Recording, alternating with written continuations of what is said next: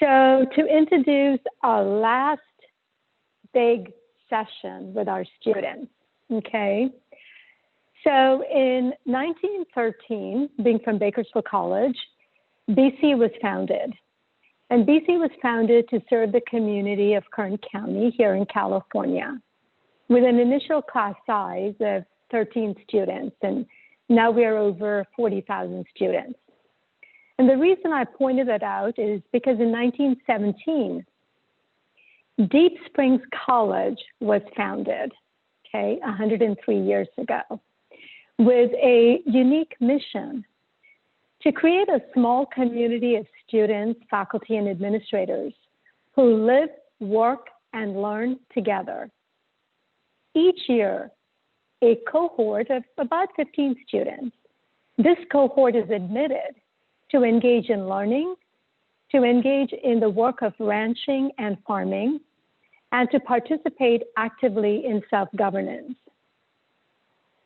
So when Stephanie and I decided to put together this seminar series in September, on September 29th precisely, I emailed the student body president at Deep Springs, Julia Fardner.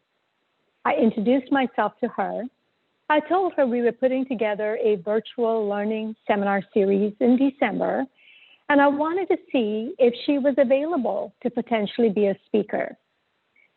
That email led to a meeting with the Deep Springs College president, Sue Darling, who told me that the students needed to decide on what they wanted to do with my request. After the students deliberated, I was notified that they were happy to participate and that Sam Clark and Connie Jang would represent the students at Deep Springs. Since then, my dear friends, it has been the most delightful and inspirational journey for me, getting to know Deep Springs intimately and getting to know these two beautiful people, Sam and Connie. In some ways, it reminded me about this sacred ancient Hindu tradition of learning as an immersive experience in gurukuls, where the guru or teacher and the shishya's students stayed in the same compound.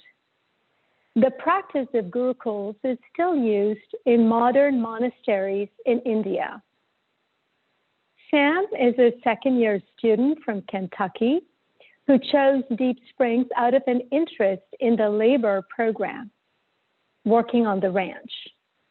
Sam serves as the co-chair of the applications committee and is a trustee of the college. Connie is also a second-year student from Eastern Pennsylvania. She describes her decision to choose Deep Springs as a break away from the rat race of American higher education and desired isolation and labor as vital for her own self-improvement. Connie serves as the chair of the curriculum committee and is working on accreditation. At this time, to wrap up our seminar series, I would like to invite Commissioner Jennifer Vega La Serna to take it from here. Thank you so much, President Christian, Dr. Droker, Dr. Crow, and Dr. Gonzalez. As mentioned, I'm Jennifer Vega La Serna, and I'm honored to be a brand new commissioner on the ACCJC as the Chief Instructional Officer member. I'm a proud community college graduate from the College of the Sequoias, where I now serve as the Vice President of Academic Services. I'm really excited to help moderate the grand finale of the Learning Seminar Series with a focus on students. The ACCJC member institutions include California and the Pacific, along with private and public post-secondary institutions. Today, we are going to have the opportunity to hear about one of the unique member institutions, Deep Springs College. Last week, I had the opportunity to meet with our two students, Sam Clark and Connie Jang, and to learn about the focus of Deep Springs on learning, labor, and government. I am excited to learn more about their experiences and perspectives on learning and how they may align with the ideas Dr. Crow shared about the fifth wave and service to society. I encourage you to use the chat feature. Make sure to click on all panelists and attendees when you share your ideas, and when you respond, and use the Q&A feature for questions which will be moderated at the end. Now let's get started with Connie and Sam. It's good to see you both again. Welcome, and thank you so much for joining us. I would like to have you start by telling us about the 3 pillars: academics, labor, and self-governance. How does your engagement in each of these pillars support your learning and readiness for a life of service as defined in your mission? Hi, yeah. So for self-governance, sort of the structure of the college is designed to involve students in the administration of the college. So that takes place in sort of 2 forms. The first of which is our more traditional meetings that we have of the entire student body every Friday night, in which we sort of discuss the ideology of the college, what we're trying to achieve as members of the college, and other sort of more technical details. We also have several committees which students supervise and participate in. The Review and Reinvitations Committee judges student performance and can remove students from Deep Springs. The Communications Committee handles most of the communication of the college. The Applications Committee, which I'm the co-chair of, admits students. We go through the admissions process and end up voting on like who we admit and who we don't admit. And the Curriculum Committee hires faculty and selects courses. And all of these include members of staff and faculty, but are largely driven by students. And this sort of expands out into other aspects of the college. This year, students worked a lot on sort of the college's coronavirus response. Another one of our pillars is the labor pillar, in which students have a mandatory 20 hours of labor each week.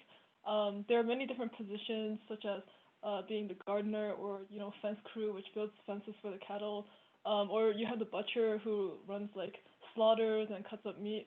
So there's just a lot of hands-on opportunities of not only learning new skills, but kind of just dealing with the world in a very physical way. Our last formal pillar is the academic pillar, obviously, and we mainly have intensive seminar-style classes in a lot of different disciplines. There's political theory, philosophy, literature, and even subjects such as like encaustic painting and epidemiology. The only lecture classes that we really have are for hard math and sciences, such as last year we had a linear algebra class that was largely lecture because it was just a lot of information and material to get through very quickly. And this semester we have a special relativity class, which is also pretty much a lecture class because of, again, the high density of information to get through. The seminars are very free form, and each class is, it doesn't have a strict preordained goal or anything like that, and you kind of just like deal with the class as it goes, and you can talk to the professors about things that you're interested in to kind of bring that to the table. And students do have the ability of working with the professor to change reading lists and things like that. Sorry, I forgot I muted. Thank you so much. I'm really intrigued by the 3 pillars, and I'm interested in hearing more about the academic pillar. One aspect of the social construction of learning is engaging in a sustained and substantive interdisciplinary dialogue among faculty and with our students about what students need to learn to be engaged and productive participants in all levels of society, as well as how we want to reshape or transform society for the better through what our students learn in college. We decide what needs to be learned. We come to a collectively shared understanding of what learning is and what should be learned in higher education. At Deep Springs, the students are in charge of curriculum. How do you determine what should be learned in your classes, and how do you measure how well you will learn what you want to learn from the classes? You noted above that the classes have no preordained goals, so what do you endeavor to get out of the seminar discussions, and how do you determine what was a successful discussion and what didn't go well to improve upon next time? Yeah, Being the chair of the curriculum committee, I work a lot with the academics pillar in a way that's different from my peers in a lot of aspects. For example, as the chair, my role is often to be like the liaison between students and faculty. So that includes, negotiating with a teacher about reading loads because, the students can't close read 100 pages of Augustine's Confessions in one night, and they're very stressed out. Or, checking up with new faculty, such as new visiting professors or new chair roles to make sure that they're like adjusting to this place well or comfortably, or that there's that I can like do anything that I can for them. There is a lot of room to discuss how classes are going, both as the chair and like as a student at Deep Springs. So you can always bring up to your professor, what could be going better, what's going great already, and how, we can improve the seminar, the discussion. And these are actually the questions that are part of our midterm course evaluations, which we run every semester. So, when we hire faculty, we often look for whether or not they have a specific interest in Deep Springs, their teaching experience, their teaching philosophy, etc. And often it's a shame because there are lots of great faculty applicants that don't get hired, and it's honestly because we hire on our current needs. For example, if we have a social science chair teaching 2 social science courses, it would be more curricularly diverse to hire a studio artist rather than another political theorist if both are of comparable, abilities. So it really is up to the needs of the college, and the curriculum committee every year does go, case by case basis of what do we want, what do we need, who should we hire to fit those needs. To address the question of who is an ideal faculty member, that's very hard to tell on paper, but it's extremely awesome, helpful to have faculty who are interested in working alongside students towards a common goal, such as having a great seminar, which can also extend outside of the seminar or like the academic pillars strictly.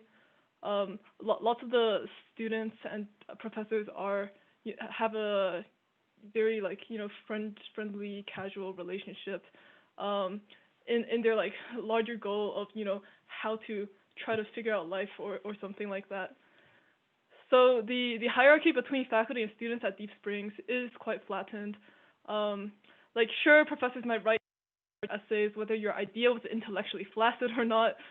They grade your papers, they moderate the seminars that you're in, and in that sense they have power over the student, but they also eat meals with us, go on walks, and participate in slaughters or have foosball tournaments with us. So it is like more of an equal footing that you would find at most places. There is a subtle understanding that the student has a lot to learn from the professor, but professors are also very open to admitting that they learn a lot from the students as well. So inspired students inspire the professors, who in turn inspire the students, and the cycle goes on. Well, that's so interesting, Connie, that cycle of learning between student and professor is so important. It sounds very Freirean, where students are so actively engaged in their learning.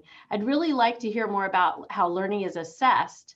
In community colleges, we track student metrics, we assess learning outcomes and determine success in a very quantitative way. Yet Deep Springs sees success as something not measurable by a computer algorithm. In fact, part of your mission is about the development of an abundance of heart.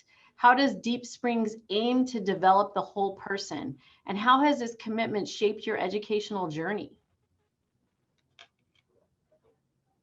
Yeah, so at Deep Springs, we have this goal to live a life of service to humanity, as our founder, L.L. Nunn, put it in the Great Book, which is basically our constitution. But what that means is still quite ambiguous. We don't really have a way to judge formally whether we're, living this life of service to humanity or not. And everyone seems to have different definitions of this life of service.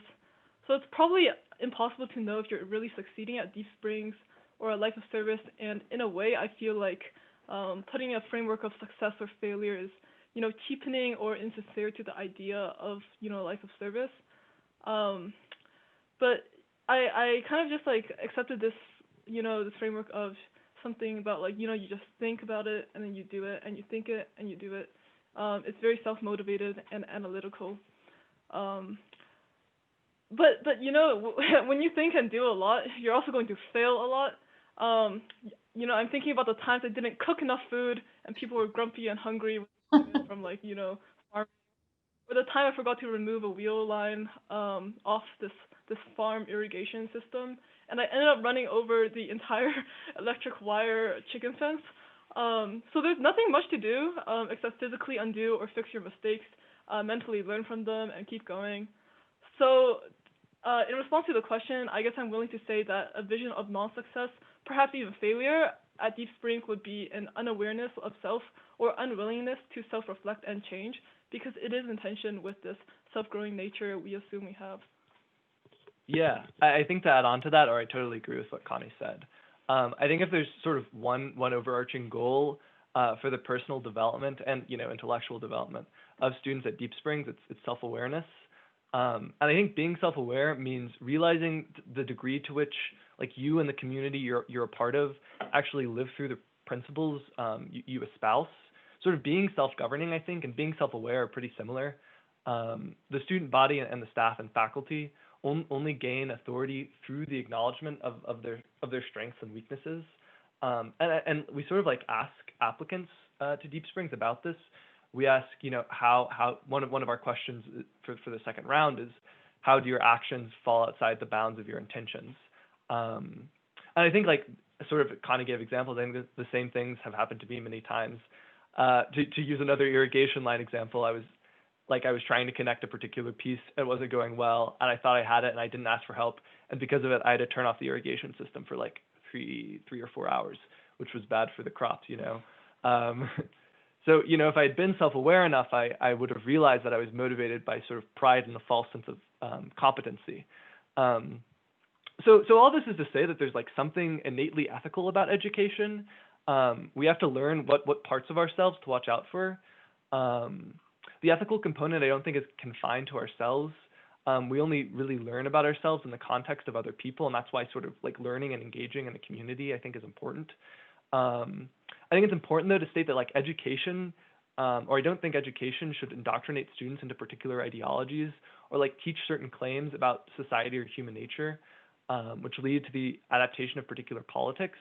I think that, like, the ethics or values that education should or can promote are like pretty bipartisan, things like hard work, respect for the opinions of others, like prudence, temperance, honesty, and the like. I think, like I said, they're really only cultivated through a community and not sort of top down from like administrators and faculty members. They're communicated like together as like with each individual involved, with each other individual in the community. I think, yeah, like education is innately a philosophical value, a value which is defined slightly differently based on which community an individual lives in. And I think one of the things that's really great about Deep Springs is that small communities, is because it's a small community, it allows people to define their educational benefits. And they can, like, before coming to Deep Springs, they can willingly consent to sort of the ideals that the community promotes and that they want to live through. Like, being a member of the applications committee has sort of really driven this in for me. First, because I think it's given a lot of people agency over Deep Springs, or like being involved in the administration like makes us feel responsible for what we do, and so like leads us to make good choices. So we don't just like have to ask, should we admit this student in the abstract, but rather like, do I want to live with this student? And like, very importantly, do others want to live with this student? And so I think like these are just like reframings of questions which sort of the Deep Springs education promotes. Well, those are great questions. And I really appreciate what you said, Connie, about the goal of living the life of service to humanity. And Sam, what you said about self-governance and self-awareness and the importance of community. So I'm really interested in hearing, why would a student choose Deep Springs? When you were applying for Deep Springs, what did you think you'd find there that you wouldn't find at a typical college? And did you find what you were looking for at Deep Springs? Yeah, I think in terms of, you know, applicants, it varies a lot. Some like really concrete aspects of Deep Springs pedagogy, like labor or seminar classes. Sort of we teach a lot of philosophy. and the like. I was, attracted specifically to labor. But I think other reasons are sort of more abstract, like wanting to throw themselves into community in which they'll be socially challenged, wanting to escape the traditional American education system. I think there's sort of like a common thread that binds everybody together, which is the idea of taking responsibility for one's own education, of sort of like having agency and, not having your will being imposed upon others, but like coming to a conclusion with others. And I think our promotional materials emphasize this a lot and differ pretty markedly from the promotional materials of other colleges. And pitching Deep Springs to applicants, we don't say like, look at all of the choices you have, but rather like, look at all of the work that you'll have to do and look at all the responsibility that you'll have. And because of this, we can like form an idea of what prospective students sign up for. And by doing that, like part of forming a culture is giving an accurate depiction of what prospective students should expect. And I think like, doing that like allows for us to have particular norms or ideals, which we can like collectively hold each other to. And I was like personally, I was particularly attracted to the institutional culture at Deep Springs. Like it's hard to describe, but I think I wanted to come to Deep Springs because I wanted to be treated like an adult. I wanted the consequences of my actions to be evident. I didn't really want to be sheltered. I think this manifested, like as I said before, in an interest in sort of labor at Deep Springs, where the consequences of your actions are always like immediately available to you, or nearly always immediately available to you. Like working on a farm and the physical infrastructure of the place I lived signaled to me as an applicant that I wouldn't be like catered to. That's great. Thank you. I want to encourage everyone, if you have a question, please go ahead and add it to the Q&A, and we'll be moderating questions in a few minutes. And also, if you have comments, you can put them in the chat, but be sure to select all panelists and attendees if you're going to put a comment there. So I have another question. What unexpected growth have you experienced, or unexpected things have you learned about yourself and your place in society because of your Deep Springs experience? Maybe things you didn't expect before you enrolled. How has this informed how you think about your future beyond Deep Springs? Yeah, of course we came into Deep Springs thinking it would be one thing, and it often ended up being another thing. And we also came into Deep Springs as some type of person, and we will definitely leave as a different type of person. But mainly, I think I learned to be a person here at Deep Springs. Obviously, there's the whole like leaving home for the first time, seeing the world thing going on. But I think I really learned how to interact and live with the vibrancy and variety of a world that isn't just, the Philadelphian suburbs.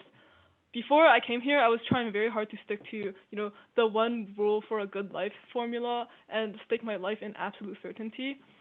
But since coming here, a lot of things just have happened and kind of just like shot down this notion of like absolute certainty or even this like formula for a good life. And I've learned not to calculate and try to preempt meaning so much as to find it in whatever I do. So, going from being an anxious rat for certainty to being much more encompassing of subjectivity and variety was a monumental change for myself. I originally envisioned taking a more traditional path and transferring to a four-year college and finishing my degree immediately, transferring to another college after Deep Springs. But, I've been much more inclined or open to the idea and even compelled by the idea of deviating from the formula and maybe taking a gap year of sorts, potentially work on a farm with a nonprofit, maybe go on a fishing boat. Not really sure, but I'm open to where the possibilities take me at this point. That's great. Yeah, I mean, I think what Connie said was true about being a person. I think also Deep Springs teaches you how to like ask questions, which is important. I guess more concretely, I've become quite interested in like Aristotelian virtue ethics, which I'm like, very much an amateur in, but I think of like sort of like a particularly interesting way of viewing the world, which I'm interested in investigating more. That's great.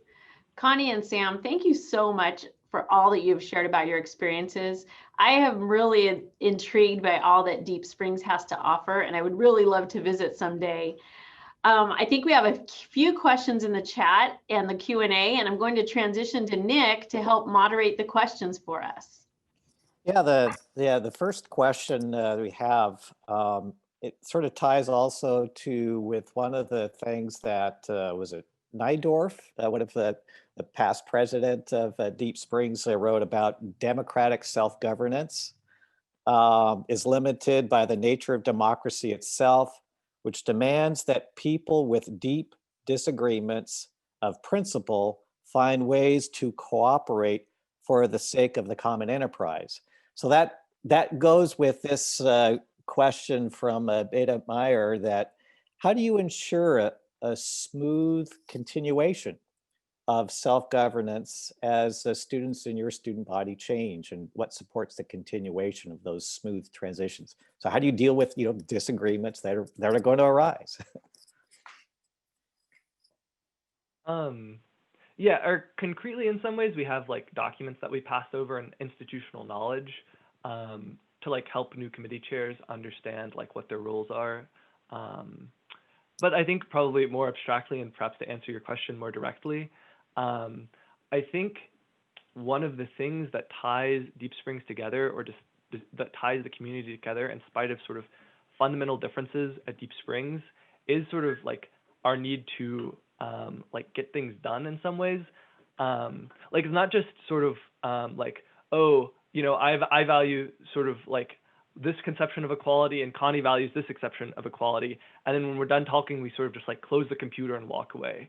But instead, we actually have to live with one another and sort of accomplish the end goals with one another. And because we have to do that, for example, the cows like have to get fed. And so they're like really concrete and direct mechanisms that we can use to measure success, and B, also like an inability to walk away from our disagreements or problems, which doesn't mean that they're like resolved, but rather that they're like fleshed out and understood, and we can act like through them, not sort of like in spite of them, if that makes sense. Yeah, we do also have like, bylaws that kind of extend through time, even though we can bring amendments to the bylaws, which must be voted on with a supermajority.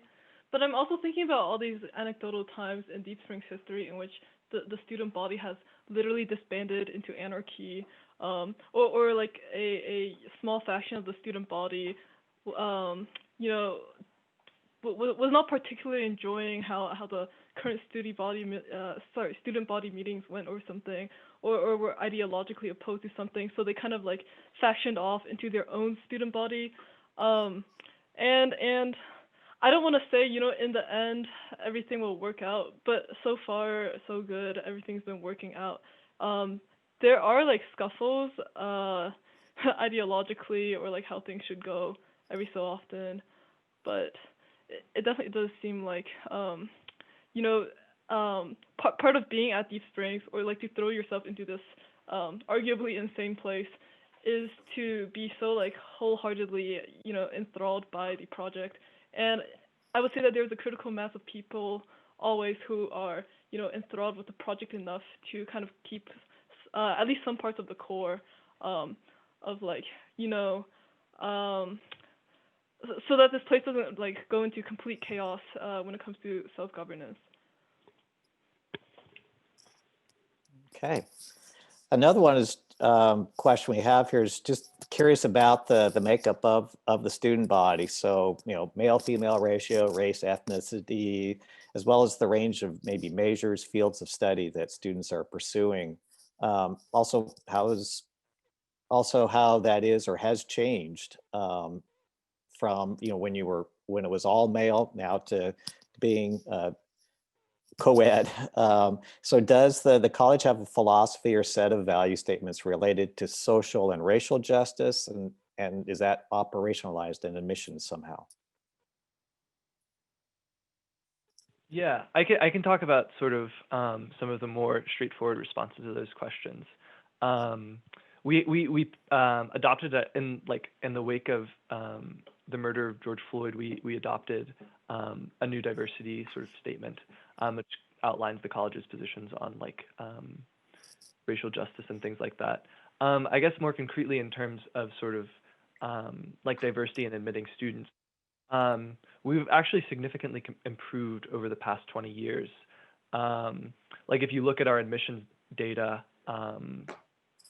you can see that sort of, or I think our institutional goal is to have, I think like 40% of incoming classes, more or less, because it's so small, be sort of non-traditional, or sorry, not non-traditional, like students of color or sort of diverse students.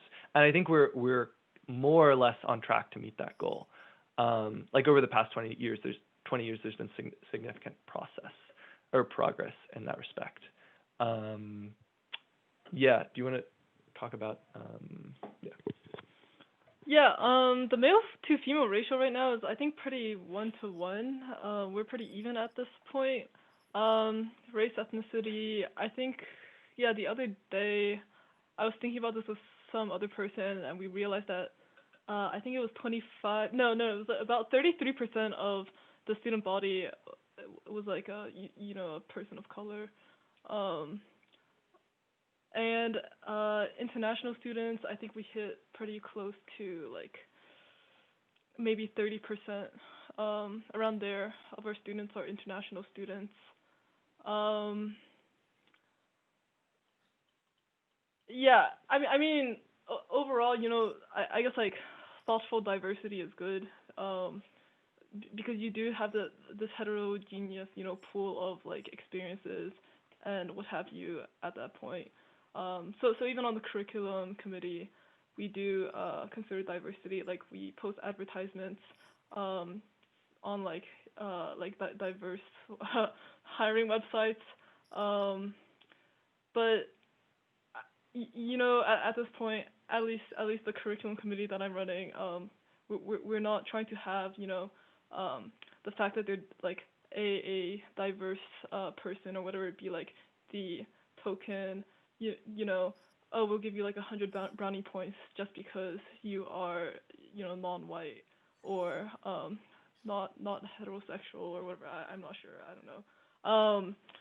So I would say that we still put a lot of thought into our consideration of diversity, and we do have a visiting professor who is looking to put in statements of land acknowledgement, because we are on native land. So there's been a lot of like mini projects like that going on. All right. Another one we have here from Stacy Teeters. So what do you see as the biggest benefits of getting students engaged as college leaders and decision makers? And if students were interested in taking a greater leadership role and contributing to decision making at their college or university, what advice might you give them? Yeah, I think obviously if you put a student into the what one normally thinks of as like the super bureaucratic, distant administrative role of making big decisions like how we should deal with COVID, or like which person should we hire for our faculty, there is like a feeling of like, wow, there is so much power, or like the weight of power is very apparent in that role. So it can be like extremely frightening, but also I would say like refreshing to be, I guess like in such a transparent system, of like, what other people are doing, that the administration that you're working with is also open with you. And I think, this is super cheesy, but I used to be extremely shy, still am rather shy and scared of speaking up. But being in like these leadership roles and being at Deep Springs has basically taught me that like, like I viscerally believe now that a voice can change something, or that people are more I guess like influential in the world than if you would think about it as like you're not like one person among a billion people or something, but like you are one person with impact. Yeah, I think to answer the second part of the question about telling what I would tell another student at another college interested in sort of taking on more roles in their college, I would say something along the lines of like, don't expect your ideas always to be adopted, which I think is sort of like sometimes there's like an equation between people's minds between like being an equal partner in their education and like deciding everything about their education, which I think are actually two distinct things. I think like in some ways the most important thing that could occur from a student becoming more involved in sort of the like day-to-day operations of their college is like a change in attitude among the college in terms of sort of like understanding where students are coming from, and understanding what the university's or the college's goal is in like what the relationship between the two partners are. Yeah. All right. Yeah, another, I think this will be another quick one here. Can disabled students attend Deep Springs? Yes. Well, we got a quick answer. How would you get them involved with all the different labor aspects? Yeah. Working on the cattle ranch. Yeah. I mean, I think that there would be, it would be a learning it'd be a learning process. It'd be figuring out what specifically they're interested in and like how we could accommodate them. There's a lot of work that goes on here that like you don't need to be riding a horse to do, which can be figured out. I think like labor is actually pretty accessible. Yeah. All right. Yeah, I was really intrigued with the flattening of you say of faculty, student, and that, and remember Connie talking about in one of our previous conversations about the porch light, like the porch light discussions. Can you talk just a little bit more about that? Yeah, so we have something called here, it's called the porch light policy.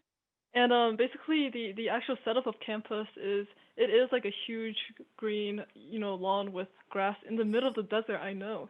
And around this huge circle of grass, we have like, the main building where we hold classes, and there's the library and a lot of offices. And we have, the boarding house where we kind of like make food and eat food and have a great time there. And there's also faculty housing and the dorms. So everything is centralized around this main circle. And you can pretty much just see the faculty houses if they have like a light on. Here it is like a cultural signifier that it means like, yes, I am down to talk. You can like just come up to my door and we can go on a talk or a walk or like a talk or like anything like that. So just the other day, I was writing my finals paper for this post-colonialism class I was in, and I didn't schedule a meeting because I didn't realize that I came into this like, this issue with my paper, and I saw this porch light was on, so I just kind of went up to my professor and I asked her if like she had some time to talk at the moment, and she was like, yeah. And other times, probably more informally, I've gone up to like professors' doors, knocked on their doors when the porch light was on, and we've had like great walks and talks about like maybe the book that I'm reading, or like this like specific question about life I'm having, etc. So it's very pleasant. Yes, excellent. Let's see here. Looking at here. Well, okay, this might be another real quick question before we have to decide off here. Well, how are you guys dealing with the COVID situation now and all the activities that might be involved with that? I know that you're a bit more isolated, so maybe you don't have it as much, but how are you dealing with that? Yeah, actually for the past term, so the past like 2 months, nobody has left Deep Springs, or we have two systems, like the inside and the outside, and the inside like system includes all students, all members of faculty, and the college president, and we haven't left Deep Springs for 2 months. And the outside circle includes people who have to like go to Bishop, which is the nearest town, to pick up groceries, to do sort of like buy things for the college's infrastructure, things like that. And so inside the bubble, there's like a strict sort of separation between the two groups. But inside the group that never travels outside Deep Springs, because we never travel outside Deep Springs or in direct contact with anybody, we have pretty loose restrictions. And this policy was pretty much, worked over with, the director of operations, the president, the dean, all these people, and the students in conjunction with one another. So, there was basically a huge week of just like students writing a bunch of proposals from like, how would we do this academically? How would we do like labor with this? What things do we have to change to kind of like accommodate this type of bubble system, as we call it here? All right. I have a follow-up question, if you don't mind.